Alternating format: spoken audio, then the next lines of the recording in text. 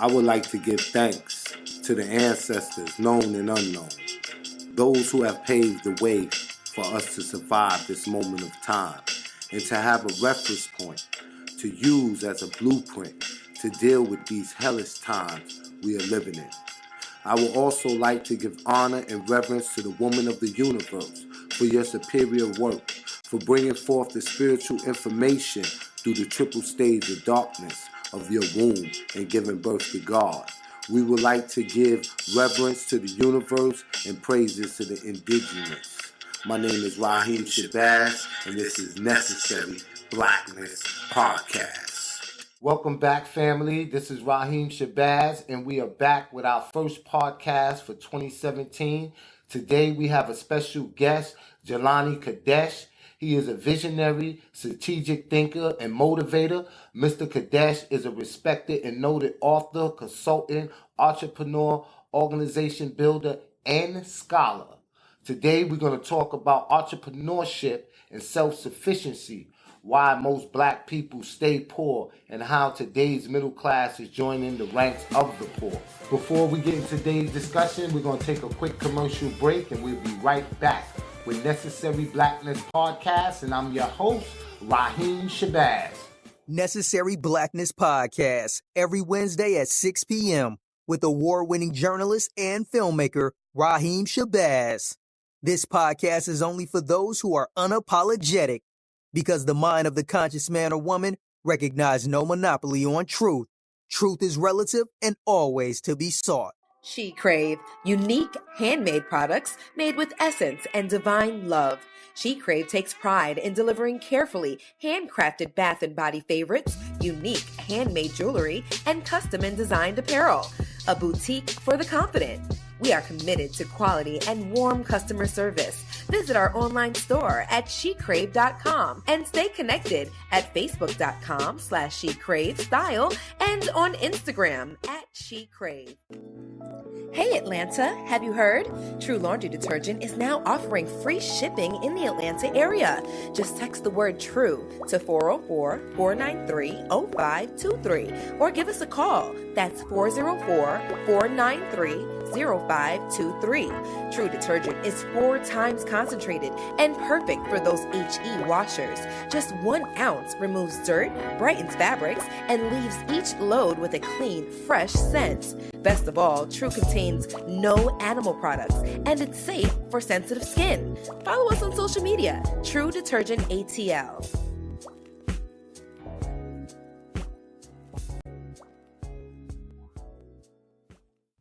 For those of you who are looking for the latest in Nubian styles, from locks, braids, crochet braids, silk press, and most importantly, the healthiness of your hair, stop by the Royal Crown Barbershop, located in the historical West End of Atlanta, and ask for Marley Mahogany. Award-winning producer Raheem Shabazz continues the Elementary Genocide documentary series with the School to Prison Pipeline. That film exposes the social engineering done to African-American children in the school system. And his other film, Elementary Genocide 2, The Board of Education versus the Board of Incarceration, takes an even deeper look at the history of the American school system and how it was made to justify subjugating black Americans. These films are on track to be the most discussed films in black America. These films feature people like Dr. Boyce Watkins, Dr. Francis Cress Welsing, and many, many more. The documentary is available right now at elementarygenocide.com. That's elementarygenocide.com. Okay, family, we're back. We're fortunate enough to have Jalani Kadesh in the studio. How you doing, brother? Brother, I'm doing super black fantastic. So we're going to get right into it. We're not going to waste no time at all. I want to ask you the proverbial question. Why most people, specifically black people, stay poor? Well, interesting question. And from my perspective is, for the last 500 years, since 1492, since so-called Christopher Columbus discovered America, there's been 2 classes of people. The merchant class and the consumer class. Mm-hmm. And black folk we've been made a permanent underclass or consumer class in the world, not just in America, but when you go everywhere else in the world, somebody else is on top and the black man is on the bottom. You can go to Africa, you can go to South America. Everywhere there are black and brown people, some way systematically, we've been made to be a permanent underclass. We're on the bottom, and whether they're Jews, whether they're Caucasians, Asians, East Indians, Arabs, they are the merchants of that land.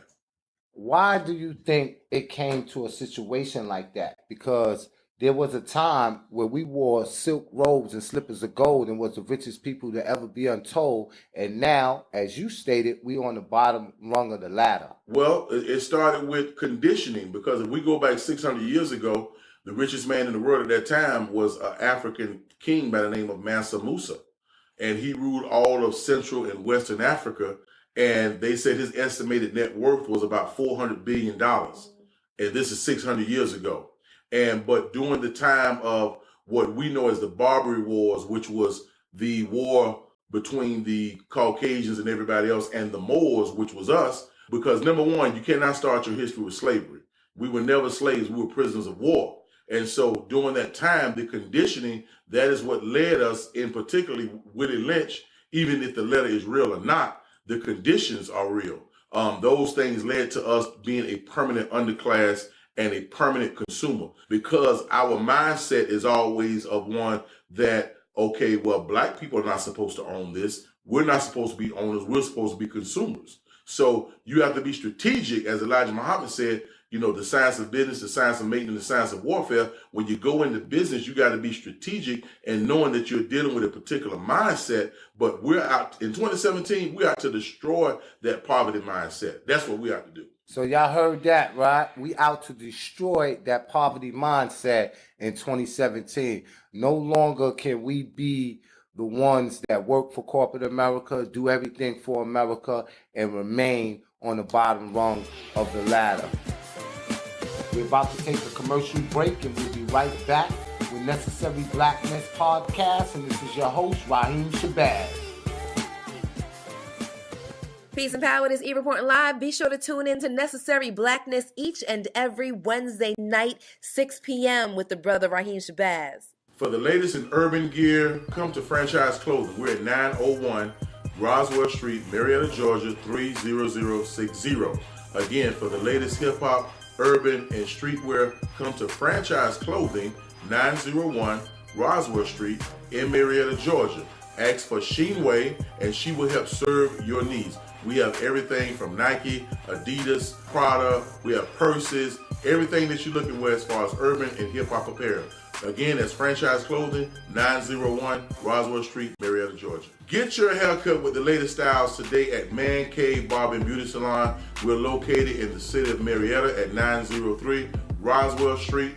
Again, ask for Robbie. Robbie's our general manager of our barbershop. Again, that's Man Cave Barber and Beauty Salon, 903 Roswell Street in the beautiful city of Marietta, Georgia, where you can get all the latest cuts and styles, you know, so you can be looking fresh to death.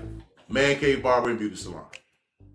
Peace. This is Prince Coach Allah, and I stay tuned into Necessary Blackness Podcast with Raheem Shabazz. We're back with Jalani Kadesh, and we are talking about economic empowerment and how we can lift ourselves up economically as a race of people so that we are not under the yoke or the rulership of our open enemy. Because we understand that the current generation's quest for economic viability will only come through entrepreneurship and self-sufficiency, not from government set-asides or working on the corporate plantation. And for those of you who are working in corporate America, you better be mindful that your desk is your 40 acres and your computer is your mule. You still on the plantation picking cotton. Brother Jalani. Yes, sir. What advice would you give to someone that's listening to this broadcast right now, have a few dollars in their pocket, and they want to leave corporate America? I mean, you know, it depends on what level they want to come in on. You know, I specifically advise options as opposed to stocks. You know, stocks, you know, we've been talking for so long, you know, buy low and sell high.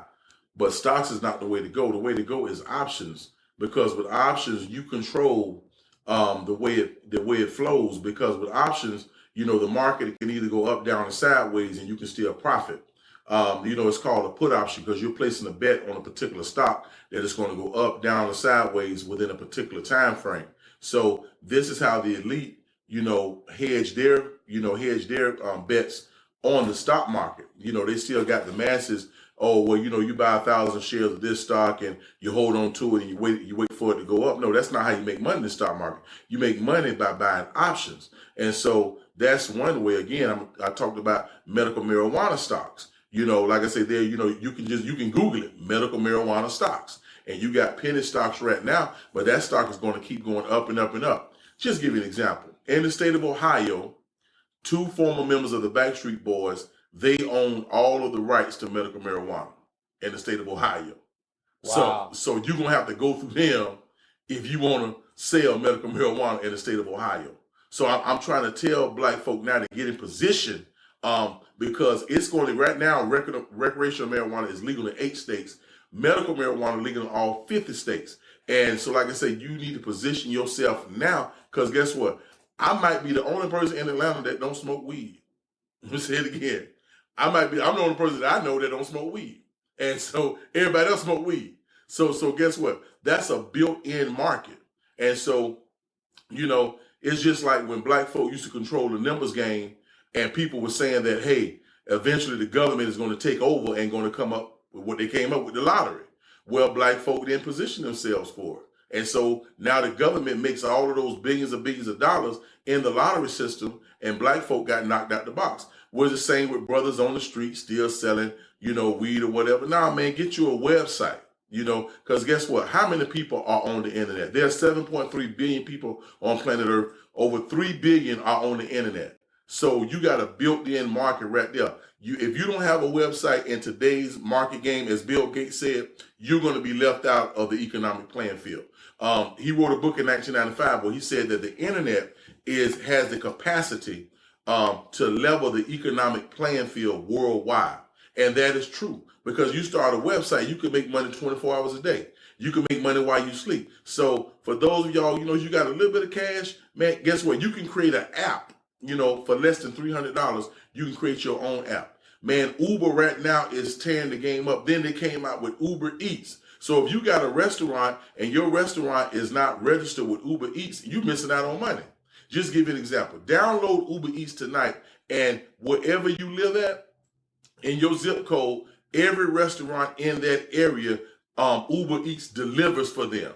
Oh, wow. So like I said, you can start your own app for less than $300. So there's a lot of low-cost ways because of technology where you can get in the game. You ain't even got to have a storefront anymore. You can do everything from the comfort of your own home.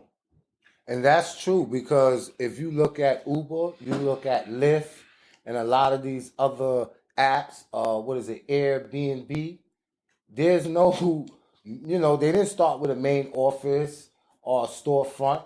They just started with an app and they employed people virtually. So we not only are telling you about economic prosperity and how to obtain wealth.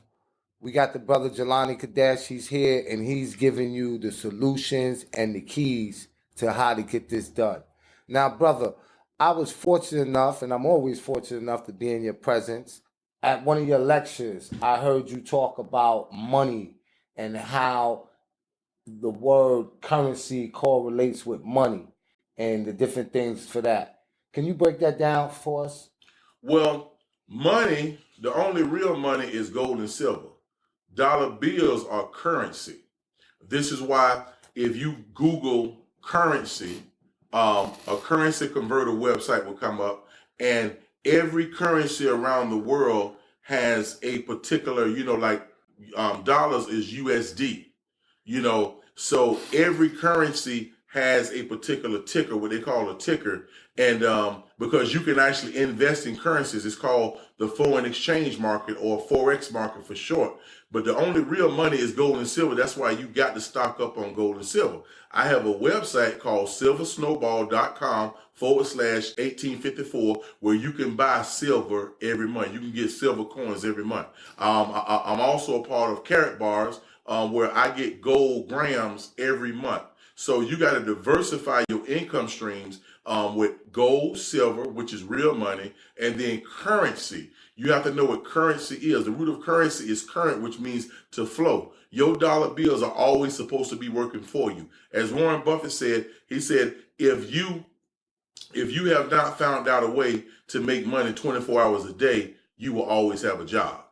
Let me say it again. If you haven't found out how to make money 24 hours a day, even while you sleep, you will always have a job. And the Forex market only closes 3 hours a week on Saturday. And so again, you can go to fidelityinvestments.com, Morgan Stanley. You got all these different brokerage houses where you can open up an account for free. They will attach a checking account to it, and then you can begin to invest in options, the Forex, and you with as little as $1,000. Oh, wow. And so again, you got to make your currency or your money work for you instead of you working for it all the time. Now, we can't talk about economics and not discuss spirituality and how they both play a role in our development, because as Africans, we are a spiritual people. So can you tell us the difference between a psychological, physical, and spiritual attack, and us as melanated people, how we can prevent it? A psychological, physical, and spiritual attack? Well, Black folk are being attacked on all levels. Spiritual, psychological, and physical. And as I said Sunday, when we deal with the word homophobic, because in the last 10 years, the gay community or LGBT community has gotten more rights than the Black community. Mm-hmm. Our rights have been, stripped away, and Black lives don't matter to them. So when we look at the last 10 years and what has happened specifically under the Obama administration, where, all of the other communities, all of these other, people, their rights have expanded while ours have decreased. There's been an all-out war on Black people. And we have to know why these things are happening. It's spiritual in nature, psychological, and physical. So as I tell people, I say, when you go to court, what do they say? That's the judge's, that's his domain. So that means you're on his home court. So I tell young Black men today, I say, you right now, you got to take your destiny into your own hands. Okay. Mm-hmm. If you got a warrant for your arrest, let them come get you. Don't turn yourself in. Let me say it again. Because right now, guess what? When you get out, your own paper, your old back child support, your old back taxes, you're still in prison. So now you got to take your destiny it's time for Black men to take their destiny into their own hands and say, you know what? We ain't taking this no more. But because right now, what the system has said is that we can kill you in the street, murder you in the street without no repercussions. And guess what? What you going to do about it? And then guess what? You on paper, so now you can't get a passport if you owe back child support or if you owe back taxes or if you're on probation. So now they have inhibited your ability to travel and make money or engage in commerce, which is what this country is all about. So young Black men, I'm telling y'all out there today, take your destiny into your own hand. You have to take your destiny in your own hand. And we are the holders and keepers of ourselves in predicament. So it's always up to us. It's always in our hand. The ball is in our court. So what we gonna do? Now that leads me to my next question. Brother, why you think we as Black people focus more on physical and not the spiritual when we are a spiritual people, and we know that by us using spirituality, which is nothing but black magic, we was able to come all adversities, to overcome them, and we was able to fight vigorously against our open enemy, and we won that fight. And one case in point is the Haitian Revolution. But today, it's more focused on a physical confrontation with our open enemy than a spiritual. Can you elaborate on that? Well, again, that goes back to the conditioning. The first people that they sent to Africa, to America, was the missionaries. And the missionaries, they got us to a point to where we let our guards down. Then the soldiers came in. And so that started the conditioning process of taking us from our indigenous spiritual systems to what we know as Christianity today, which is basically a watered down version of the Egyptian mystery system. And that religion in particular, it makes people docile. That's where we have sayings like, tomorrow ain't promised, and oh, let God take care of it, and Jesus gonna handle it, and we never, get in touch or get back in tune. And I'm glad you brought up black magic. And people ask me all the time, they say, what, you practice black magic? I'm like, yeah, what other type of magic would I practice? I'm black. So, so I'm going to practice that which is indigenous to me. And so you brought up a great point, because we have to go back to our indigenous spiritual systems, in order to win this battle. But again, the reason why we don't, most black folk, if you say voodoo or voodoo or, Yoruba or any of our other ancient systems, Santeria, if you mention those things, they say, oh, that's the devil, that's demonic. And so they've demonized them, so not knowing that the word demon is a Greek word that means one who possesses all knowledge. So because we don't get into the linguistics and, the semantics of words and languages, like when I just brought up the word homophobic. How can you? I'm not homophobic because I will whoop a sis's ass. Homophobic means you have a fear of homosexuals. So I'm not homophobic because I will whoop a sis's ass in a minute. So again, we let them, dictate the narrative, and we let them define the words that dictates the circumference of all of our activity. But starting tonight, we gonna take our destiny into our own hands. All right, you heard that right here on Necessary Blackness podcast. We are taking our destiny in our own hand. What are some of the traditional healing practices we can use or utilize to overcome racism and white supremacy? Well, again, it starts, everything emanates from your culture. Your language, your mores, your values, everything emanates from culture.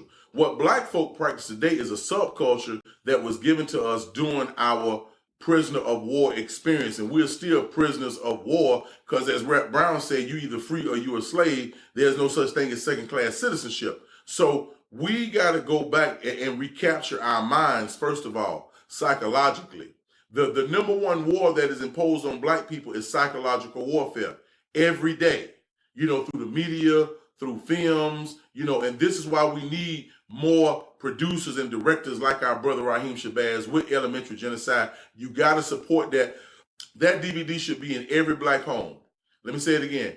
Elementary Genocide 1 and 2 should be in, and soon to be 3, should be in every black home, because we got to recapture the minds of black people and young black males in particular, because for the last 15 to 20 years, since the death of Tupac and Biggie, we've had the infeminization of the African-American male, and particularly through hip-hop. So now you got in hip-hop, you got rappers wearing dresses and wedding dresses and, all the skinny jeans and, all this kind of crap, when hip-hop started out as a revolutionary movement. Now hip-hop is a part of the status quo. So guess what? If the LGBT community says, well, hey, Young Thug, we want you to wear a dress, or whatever, Rich Homie Quan, we want you to dance like a female across the stage. They're going to do it because now, because we don't have that culture intact, we go with whatever, whichever way the wind blows. And so, and again, particularly, I know our black folk, they love President Obama, but as Joan Rivers said, he was the first gay president. Not just the first black president, but the first gay president, because most of his policies were aimed at helping the LGBT community. And if you remember, Time Magazine had Obama on the cover 2 years ago, and the caption said, America's first gay president. And most people didn't catch that. But again, I'm about building strong black men.